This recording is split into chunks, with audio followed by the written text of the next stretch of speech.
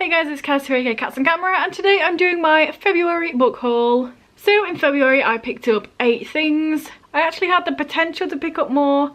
I went to Nottingham, kind of specifically to look in the charity shops, and there was nothing there that I wanted, which is lame. I've been having not much luck in charity shops recently, which isn't really a bad thing because I own a lot of books already, but I like getting more. So yeah, let's just get into the things that I actually did buy this month, or last month when this goes out. So first up I have 2 manga. Actually one of them's a manhwa, is that how you pronounce it? Because it's Korean, not Japanese. But both of these were recommended to me by the storykeeper, the storyteller?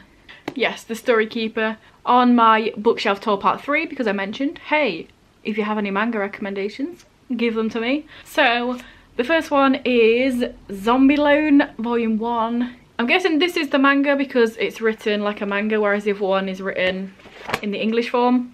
And yeah, this is about some people and some stuff and classmates, and I have no idea what this is about. I did read it first before I bought it and it sounded interesting. I just can't remember what it was. So yeah, a couple of pound, why not give it a go? And the other one is Demon Diary. I think this one is the one that is Korean, not Japanese. There's a picture of someone with a dragon on the back, and I think it's yaoi, which I'd never read before. Y'all know I'm into my gay books, but I've never read yaoi, I don't even know if I'm pronouncing that right, which is their version of gay things in books. So we shall see. Again, who knows what it's about? It's probably about a demon that reads a diary, who knows. Next I picked up a 2019, I can't even say the words because it's that unlikely. Next up I picked up a 2019 release, imagine that, and that is The Fever King by Victoria Lee. So I get these emails from Amazon that say, hey, you know, because you've got Prime, do you want to check out these books that haven't come out yet for free, Kindle version? And normally I look at it and I'm like, actually no I don't, because they all look boring.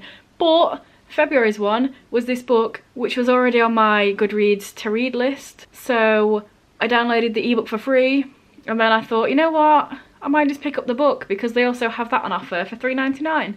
So I did. There you go. It's pretty cool. Hopefully if they carry on putting more interesting books in there. Normally they're sort of boring looking books, no offence, in this Amazon first read thing, but if they carry on putting in books like this, I think it's a really cool idea. This is some sort of sci-fi type dystopian, I think.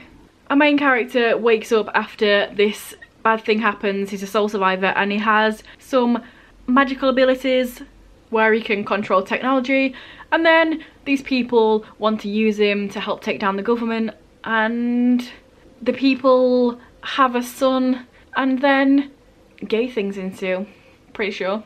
But yeah, sounds interesting. I'm always into having the gay things happening in sci-fi or fantasy because mostly it's contemporary, so I'm always looking forward to that. Next I have The Hate List by Jennifer Brown. This is a book that came out quite a few years ago and I've been wanting to read it for ages. I managed to find it cheap eventually, and it's about a girl whose boyfriend committed a shooting at school, and then she's trying to deal with that and the after effects. Her and her boyfriend made a list of people that they didn't like, and those people seem to have been the ones that got killed, so she feels guilt and upset, obviously. I think it sounds like a really interesting concept and hopefully it's done well. I do own one other fictitious school shooting book that I found in the works for £1, so I'm interested in reading both of them. That one's called Aftermath, if anyone cares. But yeah, I think it's a really interesting topic and hopefully it's done well in both of these books, and I definitely need to get to these soon because I do think that it's a really interesting topic that I haven't read anything about. Next I have The Scorpio Races by Maggie Stiefvater, and I literally have 0% of a clue what this is about, but it's Maggie Stiefvater, so I wanted it and I found it for cheap, so I bought it. I'm guessing it's about some sort of race with a horse and something to do with Scorpio. And I think it's a standalone as well, so yeah. There's a race, there's families that might die, there seems to be a love story as well.